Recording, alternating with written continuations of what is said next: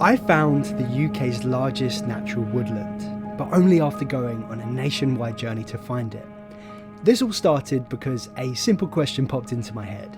Where is the UK's largest intact natural woodland? Do we even have something like this left? This island that I call home is pretty well fragmented. We love fences, we love boundaries, we love change, altering the world around us, and in doing so, it often comes at the cost of our natural habitats. But despite this, all over the country are pockets of woodland, sometimes young, sometimes old, sometimes not native. Often they're small, but sometimes they're pretty big, and that's what I'm trying to find. So we're going to do a bit of a road trip up through the country, visiting some notable assemblages of trees and hopefully winding up in the UK's largest natural woodland.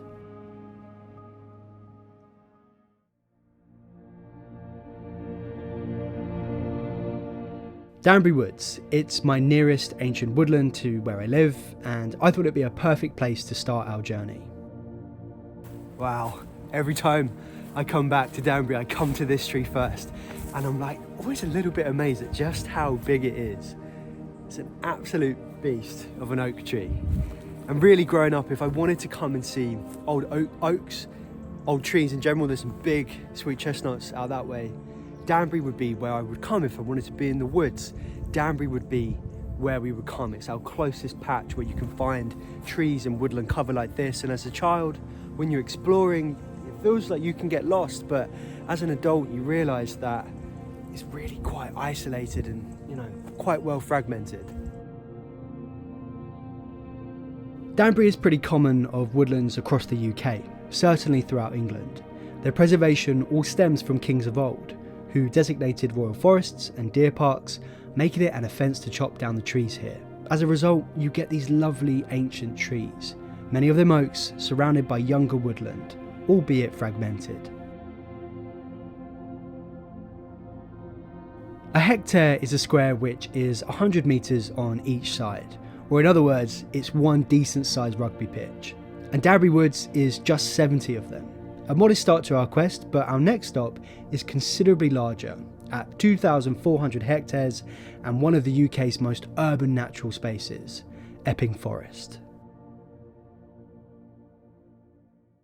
Wow, it's worth coming to Epping just to see this, right? So look at this oak tree. It's this branch up here has just grown out, and then the one beneath it has obviously grown up too, and somewhere along the way they've just fused and it's formed like this really solid structure. You got to remember, trees grow for two reasons. They grow, one, towards the light, and two, to create uniform stress.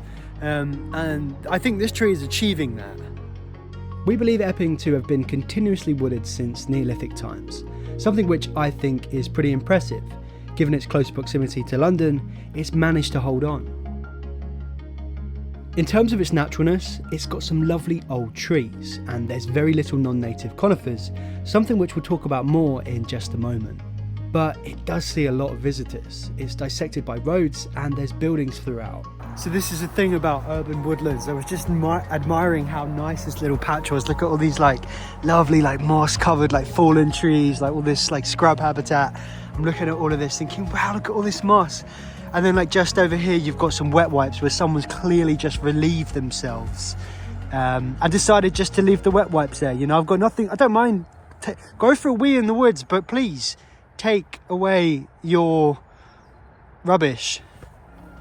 Epping is certainly a notable UK forest, but not one which I'm looking for.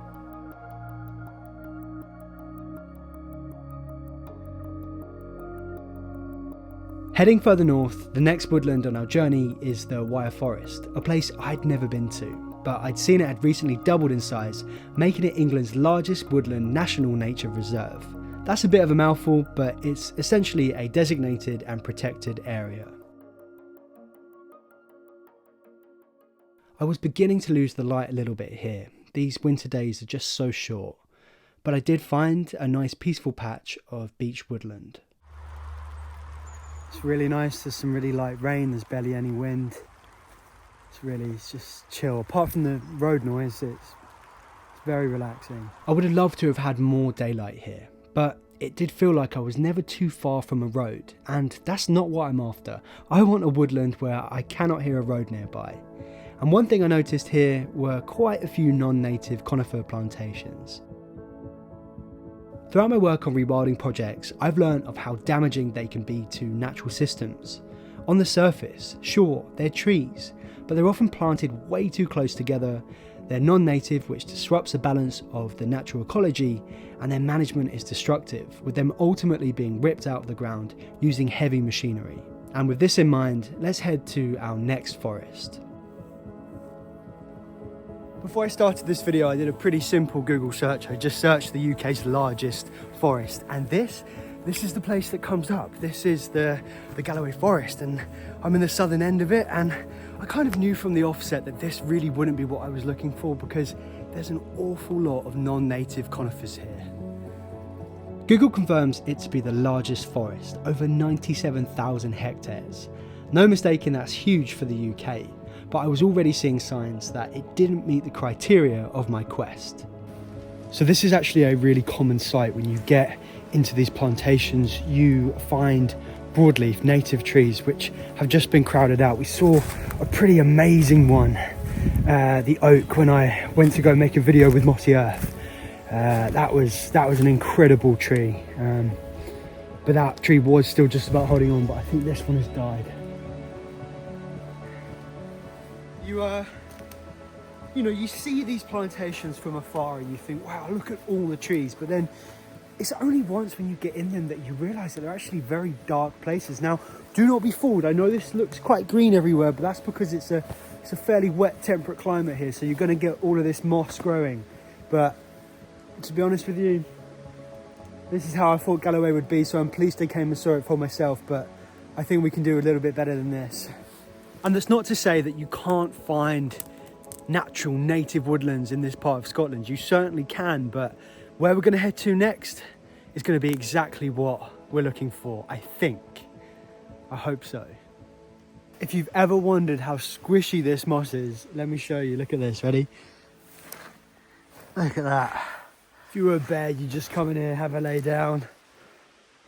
But you wouldn't come in here, you'd probably go to a natural spot where you've probably got some fruit trees or something. Oh, look at that bone. That is cleaned. You know, I'm not sure what that is, but I can tell you that that bone is looking very clean.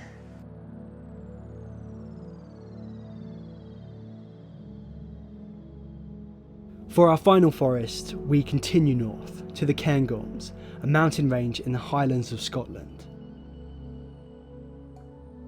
So just before I tell you where I've come to, I just want to reflect on a few things that I have realised throughout the course of this journey, and I guess before I set out I had this almost whimsical idea that somewhere in the UK there was this very large area of seemingly untouched natural woodland, and what I'm realising is that even where I am right now, this is what I've found to be the largest intact natural woodland in the UK. Even here, it's definitely not natural, it's not entirely intact, but I think I've come to what really is the UK's best offering of a large natural woodland.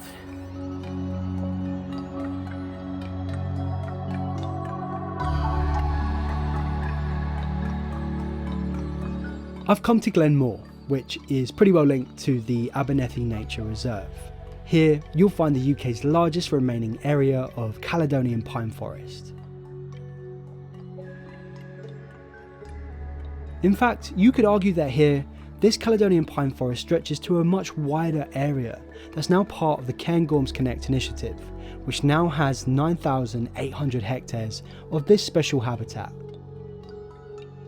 But even here, you've still got plantations, although not nearly as many are non-native. In fact, many of them here are native Scots pine that have gone a little bit wild. Globally, this habitat only occurs in Scotland, with these trees being direct descendants of those after the last ice age. Since that time, it's been estimated to have declined over 99%, which is pretty staggering. I'm currently making a video which will take a more detailed look at this habitat that'll be out soon.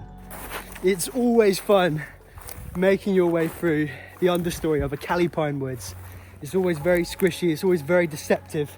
Exactly how deep down, especially if you're clumsy like me, you're just asking for a tumble.